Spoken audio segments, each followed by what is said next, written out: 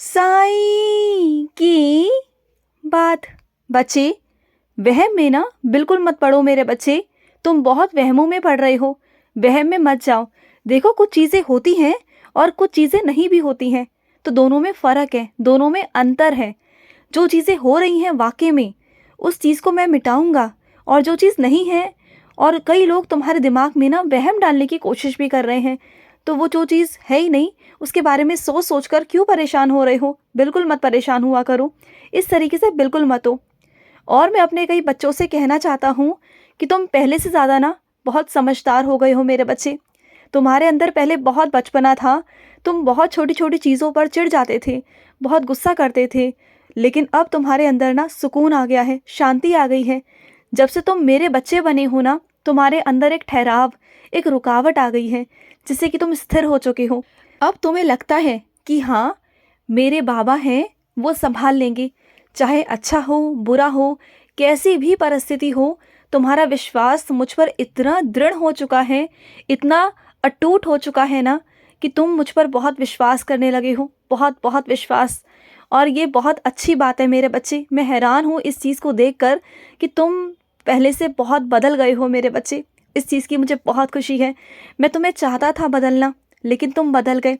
तुम मेरी उम्मीद पर खरा उतरे मेरे बच्चे, और तुम्हें अब खरा सोना बनाना मेरा काम है। और सुनो, नौकरी के लिए तुम कहीं गए थे तो डरो मत। तुम किसी बड़ी जगह पर गए थे, तुम्हें लगता है कि तुम उस काबिल नहीं हो, लेकिन ऐसा कुछ नहीं है। जब किसी काम को करने के लिए मन में ठान लिया जाए ना, किसी काम को करने के लिए अगर इंसान मन में सोच ले कि उसे वो करना है, उसे उस मंजिल तक पहुंचना है, तो वो काम करना कोई बहुत बड़ा हुआ नहीं है मेरे बच्चे।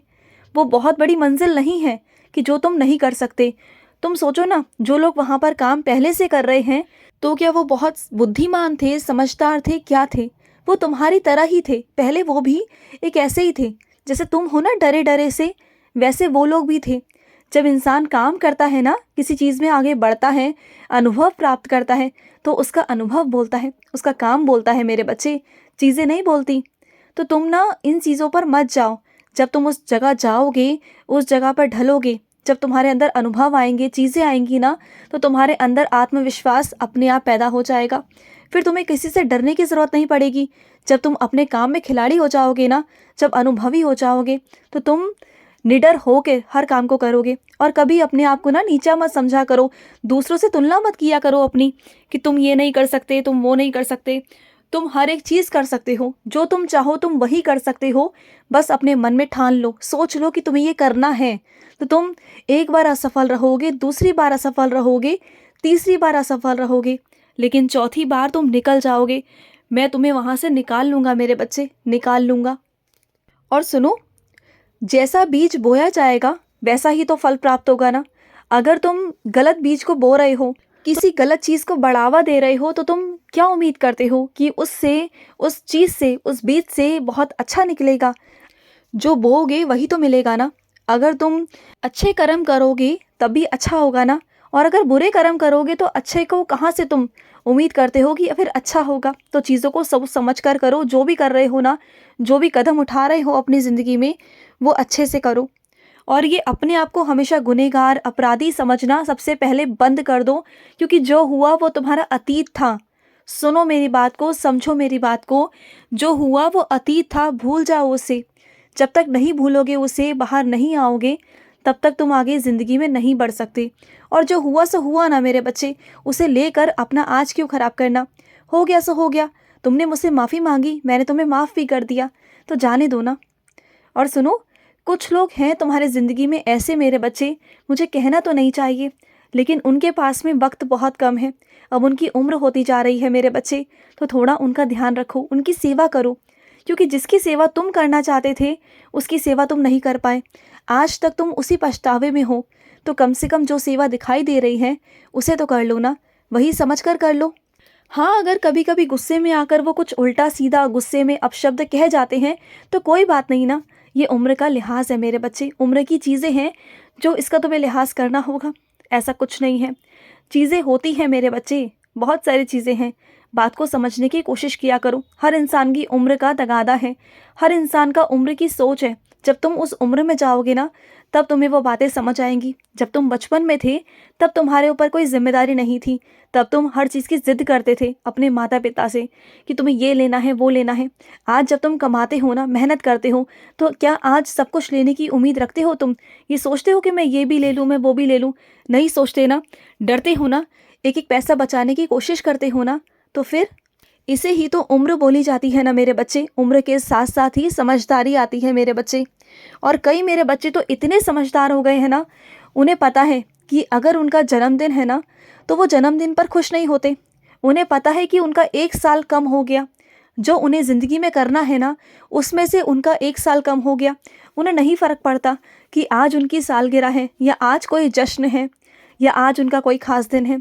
वो सिर्फ ना हमेशा ऐसे ही रहते हैं, बिल्कुल साधारण तरीके से। ना वो ज़्यादा खुशी में खुश होते हैं और ना वो दुख में ना दर्द महसूस करते हैं, क्योंकि वो जानते हैं सब कुछ ये मोह माया है, सब कुछ ये दुनिया का, सब जो चल रहा है ना, ये सब खेल है, ये जीवन है, और ये सब कुछ उस परमात्मा का, उस ईश्वर का रचाया हुआ खेल है, और कुछ भी नहीं है मेरे बच्चे, कुछ भी नहीं। और सुनो, तुम्हारा घर अधूरा है ना, तुम्हारा घर बना नहीं है ना, और बहुत सारी अड़चनें आ रही हैं वहाँ पर, मैं जानता हूँ मेरे बच्चे।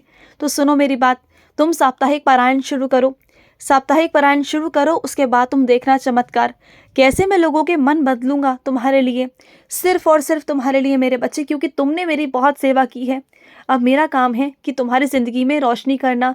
अब मेरा काम है जो तुम्हारे अधूरे काम हैं उन्हें पूरा करवाना।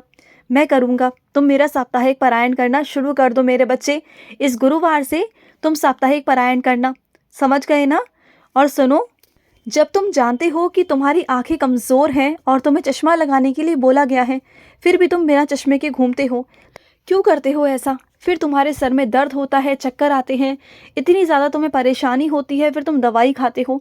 तो इससे पहले से ही मेरे बच्चे, तुम ना आंखों पर चश्मा लगा कर रखा करो, चश्मा हटाया मत करो। दुनिया क्या कहती है ना, वो छोड़ दो कि दुनिया तुम्हारा मजाक उड़ा रही है, तुम्हें कुछ गलत सलत बोल रही है।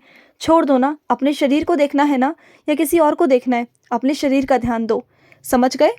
और सुनो, आटा गूंद कर ना रखा मत करो मेरे बच्चे, ये नेश्ती होता है, ये नकारात्मक ऊर्जा का कारण होता है। तो आटा गूंद कर कभी भी रखा मत करो। जब भी खाना बनाते हो, जब भी भोजन पकाते हो ना, जिस समय पर तुम चपाती बनाते हो, रोटी बनाते हो ना, उसी समय पर हाथों हाथ वो आटा गूंद कर खाना बनाया करो मेरे बच्चे। और सुनो, मुझे पता है मेरे बच्चे कि तुम्हें किसी और का काम करने का ढंग बिल्कुल पसंद नहीं है, तुम्हें अपने ढंग से काम करना बहुत पसंद है, और तुम उस इंसान को कुछ कह भी नहीं पाते जो इंसान तुम्हारे साथ रह रहा है, क्योंकि वो अपने अलग ढंग से काम करता है, उसके अलग तरीके हैं, तुम्हारे अलग तरीके हैं। लेकिन तुम उससे कुछ कह नहीं सकते, लेकिन फिर भी बहुत प्यार से कुछ कुछ बातों में तुम उन्हें समझा सकते हो, कह सकते हो कि उसे ऐसे नहीं, ऐसे किया जाता है। उसे प्यार से समझाओ। अगर डांटोगे, फटकारोगे ना, तो उसे बहुत बुरा लगेगा, क्योंकि वो भी तो तुम्हारी मदद ही कर रहा है ना। वो अलग बात है कि उसका ढंग अलग है, तरीके अलग हैं, तुम्हारा अलग तरीका है, तो सबका तरीका अलग अलग होता है ना मेरे बच्चे। मैं तुम्हें भी गलत नहीं कह सकता, मैं उन्हें भी गलत नहीं कह सकता। गलत कोई भी नहीं है, गलत चीज़ें नहीं हैं, वो अपनी तरीके से सही हैं और तुम अपने तरीके से सही हो।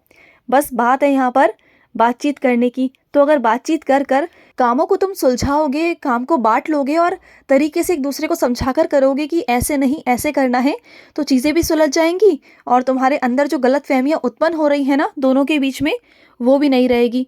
जो झिझक है ना, उसे ख़त्म करो। झिझक रहेगी तो काम नहीं कर पाओगे।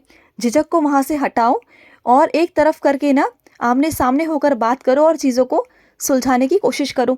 अगर आपस में सुलझाओगे तभी चीज़ें सुलझेंगी, नहीं तो चीज़ें बिगड़ जाएंगी, लड़ाई झगड़े तक बात पहुंचेगी, जो मैं बिल्कुल नहीं चाहता। बात को समझो। खुश रहो।